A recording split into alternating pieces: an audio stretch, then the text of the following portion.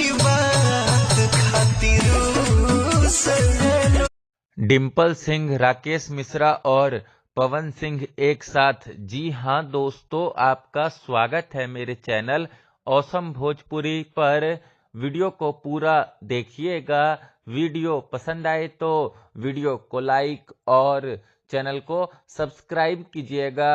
दोस्तों, 2 दिन पहले डिम्पल सिंह और राकेश मिश्रा ने एक साथ पवन सिंह के काहे रुसेलू गाने पर एक जबरदस्त रील बनाया था, जिसे DRS म्यूजिक यूट्यूब चैनल ने अपने सोशल मीडिया पर भी शेयर किया था। और दोस्तों, राकेश मिश्रा और डिम्पल सिंह का काहे रुसेलू गाने पर यह रील सोशल मीडिया पर खूब ज्यादा वायरल हो रहा है। वहीं दोस्तों, पवन सिंह के काहे रुसेलू गाने की बात करें तो पवन सिंह के इस गाने पर अब तक 1,51,000 के करीब इंस्टाग्राम रील बन चुका है। साथ ही साथ दोस्तों, पवन सिंह का यह गाना अभी भी इंस्टाग्राम रील पर ट्रेंड कर रहा है। वहीं दोस्तों, DRS म्यूजिक यूट्यूब चैनल पर पवन सिंह के इस गाने पर 13 मिलियन व्यूज कंप्लीट होने वाला है।